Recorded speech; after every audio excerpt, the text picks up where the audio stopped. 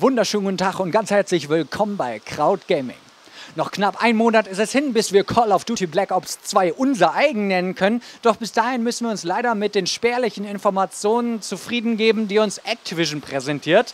Die neuesten spärlichen Informationen gab es heute auf einem Event in München, wo uns der Director of Brand Development von Treyarch Games persönlich verraten hat, was es so an kleinen Neuigkeiten in Call of Duty Black Ops 2 sind. So klein sind die Neuigkeiten eigentlich gar nicht. Auf jeden Fall, das volle Interview seht ihr jetzt auf Crowd Gaming.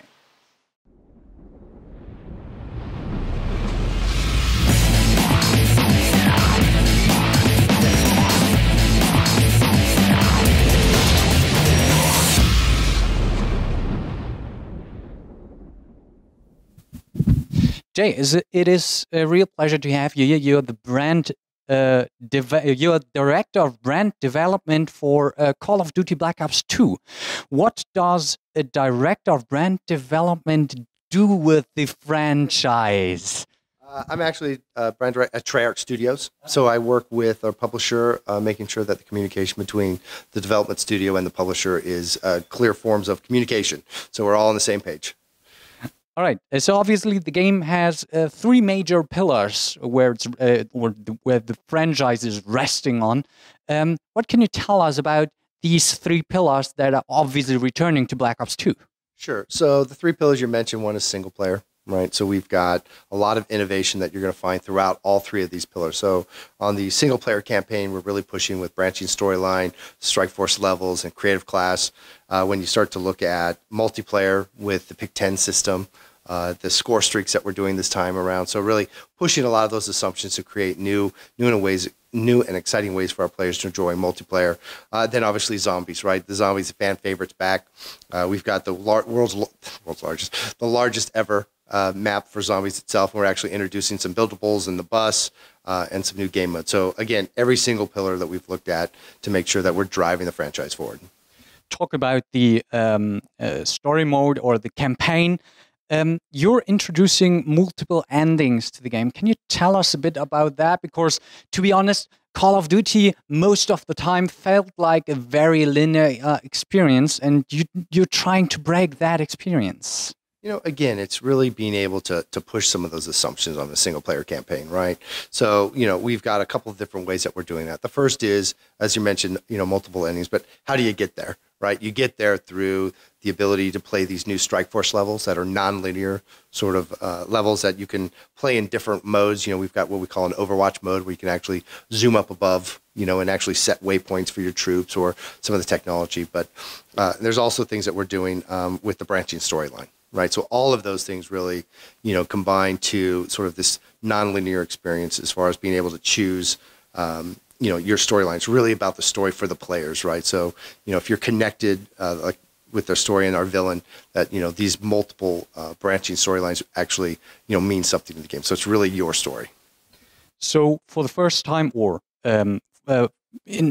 compared to the other games of the Call of Duty franchise, you're covering a huge time span. You're like starting in the 1980s and you're ending in the 2020s. Isn't that a huge challenge for the game designers that have to design 2 whole decades of weaponry, of environment, of clothing, of everything?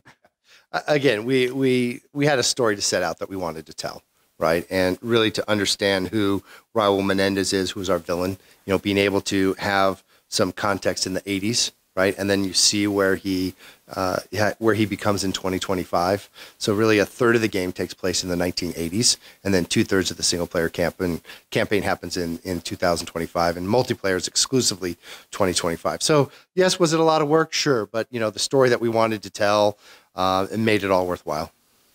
All right, so you were already talking about the multiplayer, but for many players out there, the single player is also very important, if not more important than the multiplayer.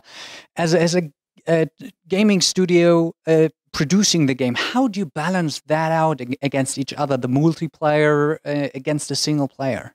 it's really not a versus, right? So it's about the core experience. So when you look at, our fans of the single player campaign, by introducing the strike force levels, by having the fact that you can go in and create your own create a class in particular level, really adds a lot of replay value to our single player folks. And then you throw in the branching storyline. So if you want to find out all of the details that's going on, you're really going to have to play the single player campaign a couple of times.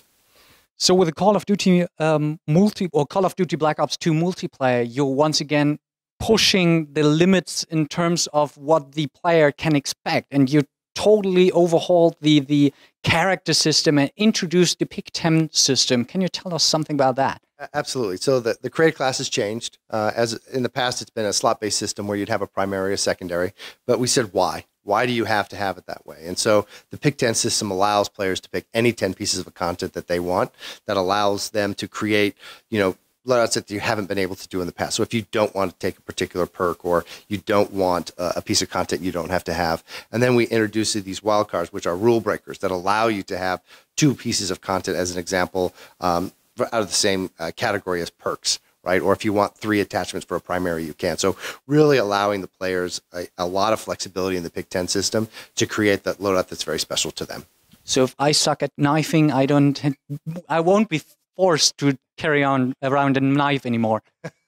Hopefully you won't. You don't suck that bad. You don't look like you suck that bad. Thanks a lot. With the multiplayer mode, you just don't want the player to just play the game. You want them to talk about the game, talk with their friends about it, and podcast and broadcast about it. How do you make sure and help the players do that?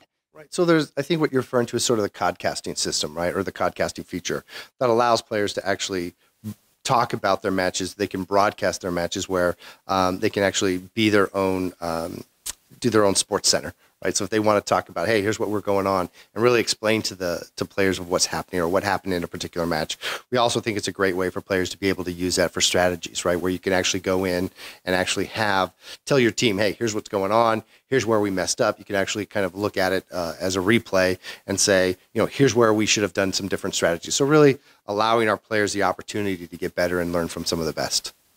So the features are not only built to broadcast, but also as an assistance toolkit for the pro players, because esport is kind of important to you, is it?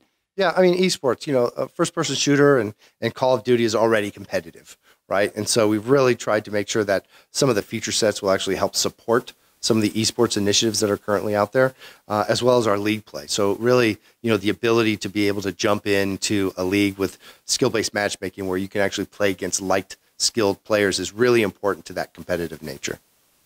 So not to be forced to watch all the same game modes than we had in the previous games in the coming to be broadcasts about Black Ops 2, you're introducing new game modes. So what can you tell us about the new stuff in the game modes and the multiplayer? Yeah, there's a lot of new game modes that we're introducing. One of the new game modes is called Hardpoint. Think of it as old-fashioned King of the Hill, where you have to control a particular area in the map, where all players are converging on one area. It really creates complete mayhem. Then we're also introducing multi-team on Team Deathmatch, Kill Confirm, and Hardpoint as well. So now you've got these small squads working together to make sure that they are creating those being successful on those objectives. For instance, Kill Confirm. Not only are you worried about picking up the dog tags of the ones that you've killed, but you're also working together to make sure other people aren't grabbing your own dog tag. So, working in that small squad is really going to introduce players to some very unique gameplay. So you're not only introducing new game modes, you're also lifting the restrictions on all the game modes by introducing custom games. What is custom games? Custom games is really the opportunity for our fans to be the game designer themselves, right? So you can go in, all the game modes. So you're actually saving time. Well, I don't know if we're saving time. I think what we're really doing is giving, again, another way for our fans to be able to appreciate all the hard work and the content that's in the game. So if you want to go in and create a game that says, I only want, instead of pick 10, I want pick 3. Right? Or if you want to restrict particular content, you can. If you want to change some of the way the rule sets work, you can do that. Really gives the opportunity for our fans to play the games that maybe they thought would be a game mode, and then they can even add bots to it. So again, you can really get this idea of, how customizable the content is for our players. So one last thing we want to talk about is obviously one of the most popular things about Call of Duty, the zombie mode. You've previously talked about it a bit, about the largest zombie map ever, but there has to be something more new to that. Yeah, again, the zombie team, just like the single player and the multiplayer teams, really looked at, and listened to the fans and figure out what are some of the new things that we can bring to the table. So not only do we've got, as you mentioned, this largest zombie world ever, we've introduced, the bus, right, which is a new play mechanic that allows players to actually go through the environment. We've introduced buildables, where there's actually items in the particular world that you'll be able to put together to create new items. And again, the custom game modes, right? We talked about, in multiplayer. Now, your zombie fans, you can set it up on particular rounds, 1, 5, 10, 15, etc. If you want to set it to headshots only, you can do that as well. So really, again, just giving the tools to our players to enjoy the content however they want. So when talking to you about Call of Duty Black Ops 2, you're still having that awesome smile on your face. You seem to like your game, but can a game designer or a participant in development of the game be a pro gamer? Are you kind of a professional gamer? I am far from a professional gamer, but however, I do play quite a bit. So, I think, the part of the DNA at Treyarch in the studio is, you can see by the smile on my face, we love it, right? We're all fans. We all want to make sure that, the things that we do help drive the franchise forward. And not only that, but really developing new ways for our fans to enjoy and interact with the content.